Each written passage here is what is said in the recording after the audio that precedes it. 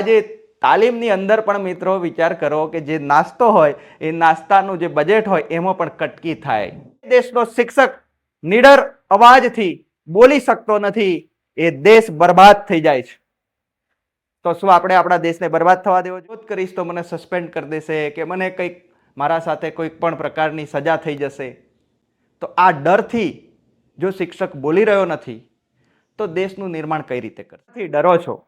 આ દેશને તમારે ઘડવાનો છે, તમે દેશના ઘડવૈયા છો, પછી તમે કોનાથી ડરો છો? મિત્રો, દાહોદનું પાણી છે ને પહાડી છે, એટલે પ્રાંતવાદી વાત નથી કરી રહ્યો મિત્રો, પણ એ સંઘર્ષ કરે છે. દાહોદના શિક્ષકો જે છે એની જે શાળાએ જવાની જે પરિસ્થિતિ હોય, રોડ રસ્તા પણ નથી, જંગલોમાં થઈને ચાલીને જવું પડે એવી શાળાઓમાં જઈને કામ કરી રહ્યા છે શિક્ષકો. ત્યારે એ સંઘર્ષ કરીને મનોબળ તો કુદરતી રીતે ડેવલપ થયેલું હોય. સૌ આવવાથી શિક્ષણ વધારે બગડ્યું છે. શૈક્ષિક મહાસંઘ દાહોદ તાલુકો, ટૂંકમાં કહીએ તો હેરાન કરવામાં આવે છે. અધિકારીનો ડર લાગે શિક્ષકને. શેના કોના અધિકારીથી કેમ ડરો છો તમે? અધિકારી પણ તમારી જેમ સેવક છે, નોકર છે, નોકરી કરે છે. પેલા મિત્રો, મારા સુધી આ ઘટના પહોંચી હતી. મને ઘણા બધા મિત્રોએ આ વાત જણાવી હતી કે આ રીતની ઘટના બની છે શિક્ષકો સાથે, પ્રાથમિક શાળાના શિક્ષકો સાથે. પણ એ ઘટના સાથે કોઈ પુરાવો નહોતો કે એને હું આધાર તરીકે લઈને મારી વાત મૂકી શકું. કોઈ પણ વાત મૂકવી હોય તો આપણને કોઈ કહી દે તો એને આપણે મૂકી ના શકીએ. થોડું ઘણું આપણને પણ આધાર પુરાવો જોઈએ મિત્રો, અને આજે આધાર પુરાવો મળી ગયો છે. વાત છે દાહોદ જિલ્લાના પ્રાથમિક શિક્ષકોની. એવી ઘટના બની છે કે જે ચિંતા કરાવે છે કે પ્રાથમિક શિક્ષકો સાથે એક પ્રકારે કહેવાય ને એવું વર્તન થાય અને એ શિક્ષકો મૂંગા મોઢે એ સહન કરી લે, એક્સેપ્ટ કરી લે. એમની સાથે કોઈ પણ અપમાનપૂર્ણ વ્યવહાર થાય તો એ અપમાનિત વ્યવહારને એ એક્સેપ્ટ કરી લે, એમ કરીને કે હું કદાચ વિરોધ કરીશ તો મને સસ્પેન્ડ કરી દેશે કે મને કંઈક મારા સાથે કોઈ પણ પ્રકારની સજા થઈ જશે. તો આ ડરથી જો શિક્ષક બોલી રહ્યો નથી તો દેશનું નિર્માણ કઈ રીતે કરશે? અને હું તો ત્યાં સુધી કહું છું કે જે શિક્ષકોમાં આત્મસન્માન નથી, એ શિક્ષકો આત્મસન્માનથી ભરેલા નાગરિકો કઈ રીતે ઘડશે? અને શિક્ષકોને આ હદે કહેવાય ને ડરતા કરી દેનારી વ્યવસ્થા કઈ છે એ પણ આજે આપણે ચર્ચા કરીશું. આ વિડીયો એટલા માટે કરી રહ્યો છું કે ઘણા બધા વાલીઓએ પણ આ જેમના બાળકો સરકારી પ્રાથમિક શાળામાં ભણી રહ્યા છે એ સૌ વાલીઓએ પણ આ વિડીયો ખાસ જોવો જોઈએ. કેમ કે તમારા બાળકો સાથે જે સમય પસાર કરવો જોઈએ એ શિક્ષક બાળકો સાથે સમય ન પસાર કરતા જાત જાતના તાઇફાઓમાં એનો સમય બગાડી રહ્યો છે. જેના કારણે એનો જે સમય છે વિદ્યાર્થી સાથે સમય પસાર થવો જોઈએ, એ જે લેક્ચર લેવો જોઈએ એ લેક્ચર પૂરા નથી કરી રહ્યો, અને બીજા જ કોઈક તાઇફા પૂરા કરવામાં અને કહેવાય ને ગુણોત્સવ થઈ ગયો, અમે ગુણવત્તાથી ભરાઈ ગયા અને આમ થઈ ગયું, ઢેકણું થઈ ગયું, ને આંકડા બનાવવામાં વ્યસ્ત રહે છે. એટલે વિદ્યાર્થીઓની હકીકતમાં જે ગુણવત્તા વધવી જોઈએ વધતી નથી. એ બહુ મોટી ચિંતાનો વિષય વાલીઓએ કરવું જોઈએ. વાલીઓએ કહેવું જોઈએ કે અમારો શિક્ષક તમારા રિપોર્ટ કરવામાં આખો દિવસ વ્યસ્ત રહે છે, એ હવે બંધ થવું જોઈએ. શિક્ષકને એવા ફાલતુ કામોને એવી રીતે ટેકનિકલી રીતે આપવામાં આવે છે કે એવું લાગે છે કે દેશ હિતમાં છે, રાષ્ટ્ર હિતમાં છે અને આવનારા ભવિષ્યમાં બાળકોના સુધાર માટે છે. સર્વ શિક્ષા અભિયાન મિશન, ફલાણું ઢેકણું કરીને એટલા પ્રયોગો કર્યા છે કે લાંબુ લિસ્ટ થઈ જાય. ઘણા શિક્ષકોએ તો વર્ષના કામના દિવસો કેટલા? 232, અને તાઇફાઓના દિવસ કેટલા? 130. 232 દિવસ ભણાવવાના, એમાંથી 130 દિવસ શું કર્યું? તાઇફા કર્યા. ગમે ત્યાં શિક્ષકને ઉઠાઈને ઘુસાડી દેવામાં આવે છે, રાષ્ટ્રહિતની કામગીરી છે એમ કરીને. અને શિક્ષક બોલી શકતો નથી, વિરોધ કરી શકતો નથી. હવે વાલીઓએ બોલવું જોઈશે. હવે તમને હું કહું, જે ઘટના બની છે દાહોદ જિલ્લાના શિક્ષકો સાથે, એ મારા સુધી પહોંચી હતી. ઘણા બધા મિત્રોએ મને કહ્યું કે આવું થયું, અને બહુ આમ કહેવાય ને શિક્ષકો નારાજ છે. શિક્ષકો વિરોધ કરવા જોઈએ, એમનામાં આત્મસન્માન હોય તો એ બોલવા જોઈએ. કેમ બોલી રહ્યા નથી? પણ કોઈ આધાર આપો તો હું બોલું. એ આધાર મને પહોંચ્યો નતો, હવે થોડો આધાર મળ્યો છે તો આજે હું તમને જણાવું કે શું ઘટના હતી. કેમ કે શિક્ષકોની જે તાલીમો થાય છે મિત્રો, એમાં એ તાલીમ વર્ગો થતા હોય છે. તાલીમ વર્ગોમાં જે બજેટ હોય છે એમને ચા નાસ્તો કરવો પડે, કેમ કે શિક્ષકો સવારથી ભૂખ્યા તરસ્યા પહોંચી જતા હોય છે, વરસાદમાં ભીંજાતા ભીંજાતા પણ પહોંચતા હોય છે શિક્ષકો. તાલીમોના તાઇફા પણ છે, હું તો તાલીમોને તાઇફા જ કહું છું, કેમ કે એનાથી કોઈ એટલું બધું મોટું પરિવર્તન તો લાવી દીધું નથી. છાસવારે દર વર્ષે 25 દિવસ તો તમારી તાલીમો યોજો છો તમે. એવું તો કયું તમે લાવી દો છો શિક્ષણમાં કે આ શિક્ષકોને વારે ઘડીએ તમારે ટ્રેનિંગ આપવી પડે છે? શું આ શિક્ષકોએ મેળવેલું મેરિટ, આ શિક્ષકોએ મેળવેલી ડિગ્રી અને એટલો વર્ષોનો અનુભવ પર્યાપ્ત નથી? હોય તાલીમ હોય, પણ 1-2 દિવસ 5 દિવસ હોય આખા વર્ષની. આ તો હુઈ ઉઠે કે બસ તાલીમ. એટલે આજે તાલીમની અંદર પણ મિત્રો વિચાર કરો કે જે નાસ્તો હોય એ નાસ્તાનું જે બજેટ હોય એમાં પણ કટકી થાય. વિચાર કરો કે શિક્ષકોની તાલીમમાં જે નાસ્તો આપવામાં આવે, નાસ્તાના ખર્ચમાં પણ કટકી. કેવી રીતની કે શિક્ષકોને એવું બિલકુલ પાણી જેવું ખાવાનું આપવામાં આવે અને કોઈ બોલી શકતું નથી. કેમ? બોલે તો પછી એના પર કઈ કાર્યવાહી થશે, ડરે છે. અધિકારીનો ડર લાગે શિક્ષકને. શેના, કોના અધિકારીથી કેમ ડરો છો તમે? અધિકારી પણ તમારી જેમ સેવક છે, નોકર છે, નોકરી કરે છે. પણ એ ડરાવી દીધા.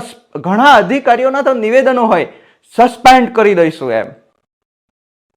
આ સસ્પેન્ડ થવાનો જે ડર છે મિત્રો, એ શિક્ષકની જે આત્મસભાનતા છે, આત્મગૌરવ છે, એને છીનવી લીધું છે, એને પૂરેપૂરો ગુલામ બનાવી દીધો છે.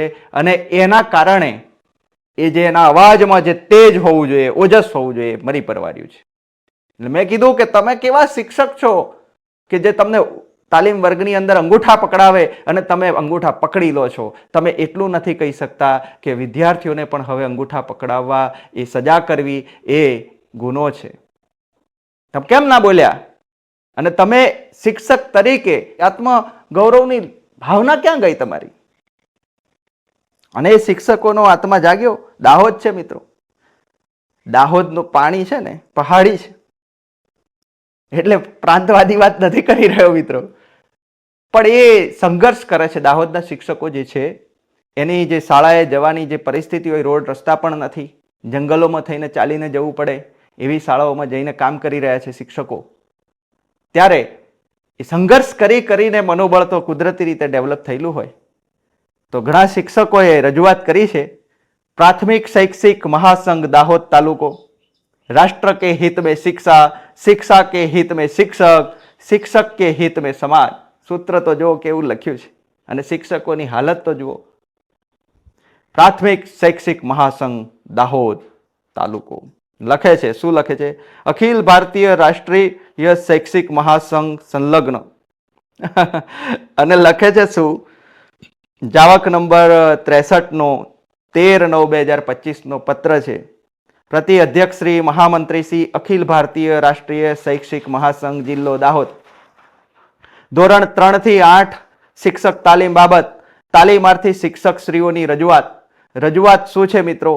તો કે જય ભારત સહ ઉપરોક્ત વિષય અન્વયે આપશ્રીને જણાવવાનું કે હાલ રાષ્ટ્રીય શિક્ષણ નીતિ 2020 અને શિક્ષક આવૃત્તિ આધારિત પેડાલોજીકલ બ્લોક્સ કક્ષાની ધોરણ 3 થી 8 શિક્ષક તાલીમ ચાલી રહી છે. સદર તાલીમમાં શિક્ષકોને ગુણવત્તાયુક્ત ચા નાસ્તો મળતો નથી, એવી રજૂઆત આવેલી છે. દાહોદ જિલ્લામાં તાલીમ દરમિયાન ફક્ત ચા નાસ્તો આપવામાં આવે છે, જ્યારે અન્ય જિલ્લામાં મળેલ માહિતી મુજબ ત્યાં જમવાનું આપવામાં આવે છે. દાહોદ જિલ્લામાં આવું કેમ થઈ રહ્યું છે એ બાબતે રાજ્ય કક્ષાના તાલીમ બ્રેકઅપ લેટર મેળવીને તપાસ કરવા વિનંતી. મતલબ તમે જે તાલીમનું જે બ્રેકઅપ હોય છે, ખર્ચ કેટલો કરો છો એની તપાસ કરવા વિનંતી. આ ઉપરાંત તાલીમના સમયપત્રક સિવાય ડાયટમાંથી કે અન્ય જગ્યાએથી આવેલ વ્યક્તિઓ દ્વારા 1 થી 1.5 કલાક શિક્ષકોને વિષય વસ્તુ બહારનું લેક્ચર આપવામાં આવે છે.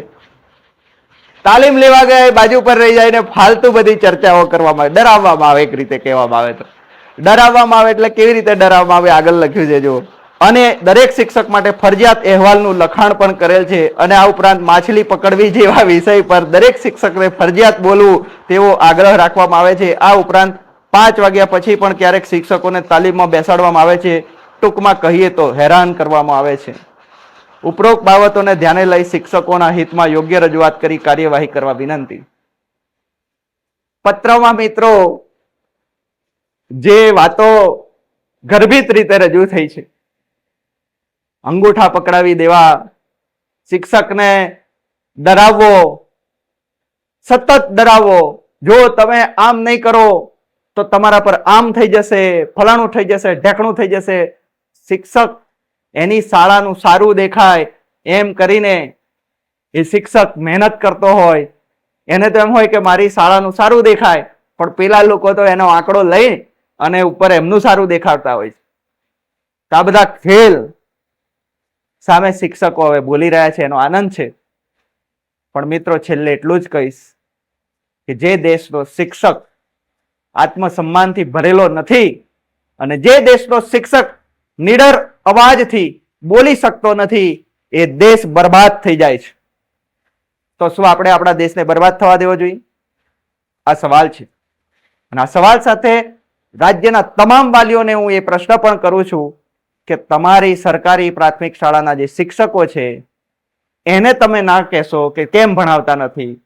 તમે હવે એમ પૂછો કે એ 24 કલાક કયા એવા કામ કરે છે કે ભણાવી શકતા નથી. પ્રશ્ન આ રીતે પૂછો.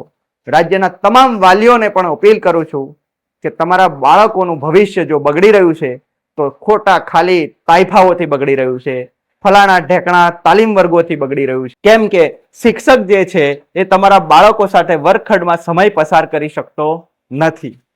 ખૂબ મોટી ચિંતાની બાબત આ છે. ગુણવત્તા સુધારવા માટે ગુણોત્સવ કર્યા, ગુણોત્સવના ટેન્શનમાં શિક્ષકો જાત જાતના તાઇફાઓમાં ખેંચાઈ ગયા છે. એટલે જે શિક્ષણ છે મિત્રો, એના પર ગુણોત્સવ આવવાથી શિક્ષણ વધારે બગડ્યું છે, સુધર્યું નથી. તપાસ કરી લો, આંકડા ચેક કરી લો, જે કરવું એ કરી લો. હકીકત જે છે એ તો છે જ. શિક્ષકો બોલી રહ્યા નથી, કેટલાક શિક્ષકો થોડું થોડું બોલી રહ્યા છે, જાગી રહ્યા છે. આશા રાખીએ શિક્ષકો પણ મુખર અવાજમાં બોલશે. આ જ અપેક્ષા સાથે વિડીયોને ખૂબ શેર કરો, રાજ્યના તમામ શિક્ષકો સુધી પહોંચાડો અને એ જ અપીલ કરો કે કોનાથી ડરો છો? આ દેશને તમારે ઘડવાનો છે, તમે દેશના ઘડવૈયા છો, પછી તમે કોનાથી ડરો છો? આ રાજ્યના તમામ શિક્ષકોને મારો સવાલ પહોંચાડવા વિડીયોને ખૂબ શેર કરજો. દાહોદ જિલ્લાના જે શિક્ષકોએ જે રજૂઆત કરી છે કે આ રીતે હેરાન કરવામાં આવે છે, આખા રાજ્યમાં પણ ઘણા શિક્ષકો બોલી રહ્યા નથી, બાકી એમને પણ આ જ સમસ્યા નડી રહી છે. ધન્યવાદ મિત્રો.